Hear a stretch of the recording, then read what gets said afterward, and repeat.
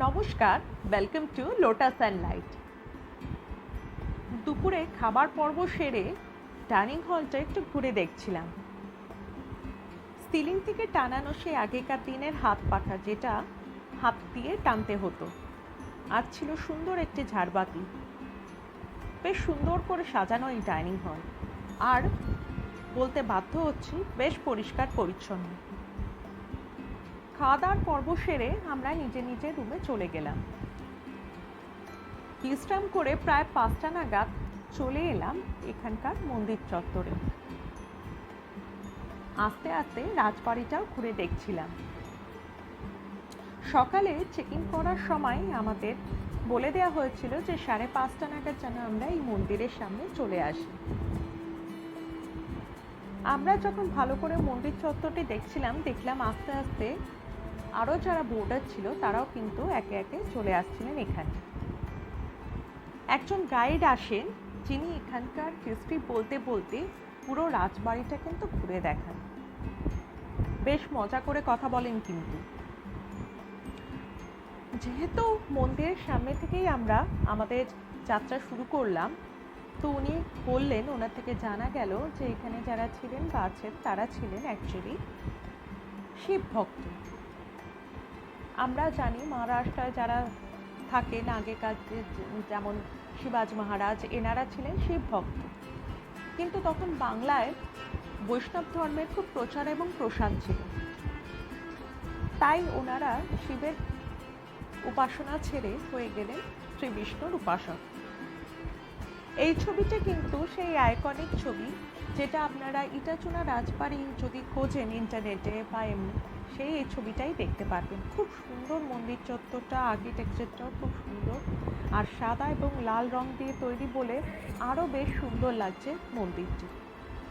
আরেকটা জিনিস যেটি লক্ষ্য করলাম মন্দিরে, যে এখানে কিন্তু আমার যেটা মনে হলো একটু ইংরেজ আমলের একটা ছোঁয়া আছে। যেমন পরবর্তীকালে যখন নেক্সট ভিডিওতে আপনি দেখবেন যে শ্রীধরজির যে বিরাজমান রয়েছে এখানে, যিনি দেবতা ইষ্টদেব নারায়ণ শিলারূপে, তা ওনার দুপাশে কিন্তু দুটো এঞ্জেল রয়েছে, যেটা সাধারণত আমরা মন্দিরে দেখি না, সেটা চার্চ বা খ্রিস্টান ইয়েতে দেখা যায়। তো এটাও জানতে পারলাম এখানে যিনি বিরাজমান, বললাম শ্রীধরজি নারায়ণ শিলারূপে, উনি কিন্তু ছিলেন আসলে সোনার, কিন্তু একবার উনি চুরি হয়ে যান, তারপরে আবার ওনাকে প্রতিষ্ঠা করা হয়। এই জন্য এখন ওনার পুজো হয়ে যাওয়ার পর ওনাকে কিন্তু সিন্ধুকে তুলে রাখা হয়। আবার যখন পরের দিন পুজো হয় তখন আবার সিন্ধুক থেকে বের করে সিংহাসনে বিরাজমান করেই তা ওনার পুজো হয়। এখানে যেটা আরেকটা উনি বললেন, যে আমরা জিজ্ঞেস করলাম যে রাজবাড়ির নামটা ইটাচুনা কেন, তা আপনারাও নিশ্চয়ই গেস করতে পেরেছেন, কেন কি রাজবাড়িটা তৈরি ইট আর চুন দিয়ে, তাই নাম ইটাচুনা রাজবাড়ি। আরেকটাও কারণ আছে, যখন ওনারা আসেন, ওনারা ছিলেন বর্গী, তো এখানে এসে ওনারা ঠিক করেন ওনারা আর কোনো খারাপ কাজ করবেন না, ওনারা চলবেন সৎ পথে, তাই ওনারা ব্যবসা শুরু করেন। আর ব্যবসা শুরু করেছিলেন ইট আর চুনের। এই রাজবাড়ির পিছনে যে একটা পুকুর রয়েছে, সেখান থেকেই চুন তোলা হতো, গেরি গুগলি ওইসব দিয়ে চুন বানানো হতো, আর সেটা ওনারা ব্যবসা করতেন। পরবর্তীকালে ওনারা তখন যে বর্ধমানের রাজা ছিল ওনার কাছে সারেন্ডার করেন, এবং উনি এখানে অভয় দিয়ে ওনাদের জমি জায়গা দেয়, আর তার উপরে এই কিছু বছর পরে এই রাজবাড়ি তৈরি হয়। তো উনি এইসব গল্প করতে করতে আস্তে আস্তে আমরা চলে গেলাম অন্দরমহলের দিকে। অন্দরমহলে উনি বললেন সব মহিলারাই প্রবেশের আজ্ঞা ছিল বা ছিল, ওখানে পুরুষদের সেরকম প্রবেশ ছিল না। নিচে অন্দরমহলে একটা রুমে আছে একটা ছোট্ট লাইব্রেরি, প্লাস আপনারা যদি চান ওখানে বসে গল্পও করতে পারেন। আছে খেলার জায়গা, যেমন ক্যারাম খেলার জায়গা রয়েছে। ওই যে লাইব্রেরিটার সামনে রয়েছে তখনকার দিনে গরুর গাড়ির এক বিশাল চাকা।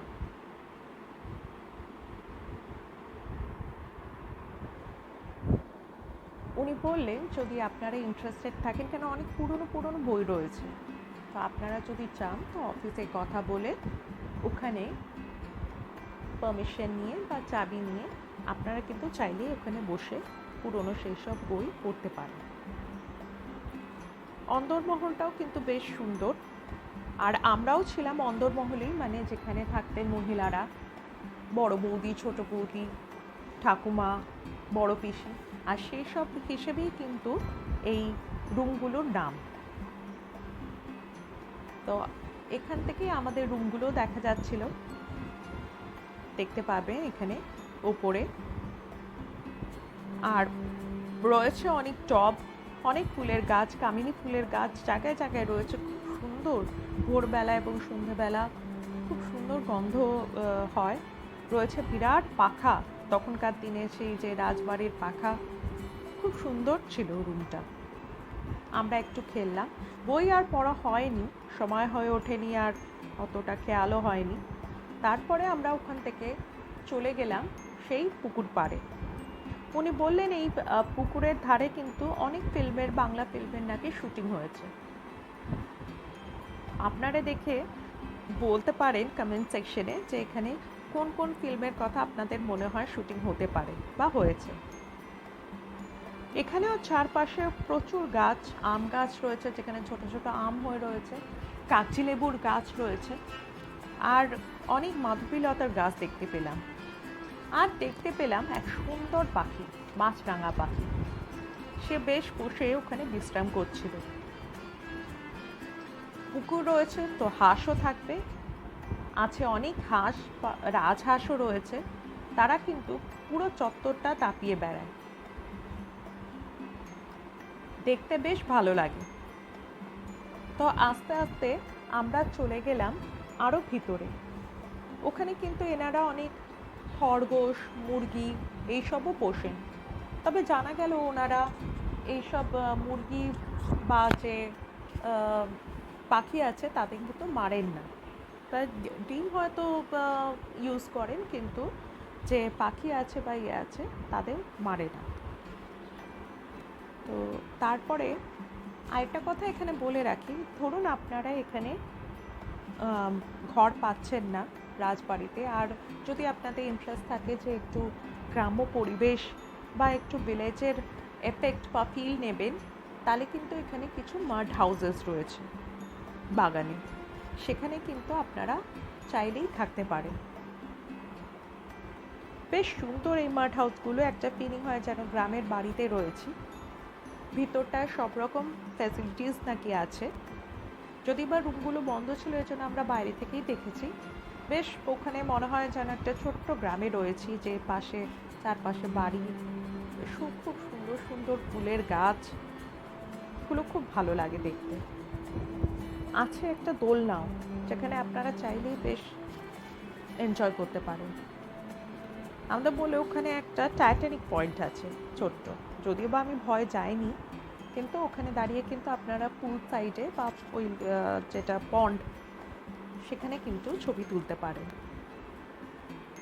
এখানে যে মাড হাউসেসগুলো রয়েছে সেখানেও কিন্তু কোনো নাম্বার বা কিছু নেই। এখানে একটা খুব সুন্দর জিনিস যেটা দেখলাম, এখানে রয়েছে কিন্তু সব এক একটা খুব সুন্দর সুন্দর নামটা রয়েছে সব এক একটি ফুলের নামে। যেমন ধরুন অপরাজিতা মাড হাউস, তারপরে কনকলতা মাড হাউস, আর রয়েছে ঝুমকোলতা মাড হাউস। তো এইগুলো রয়েছে সব ফুলের নামে। আর সেই মাড হাউসগুলোর সামনে কিন্তু সেই গাছগুলোও রয়েছে, যেমন কনকলতার যে মাড হাউস, তার সামনে রয়েছে কনকলতার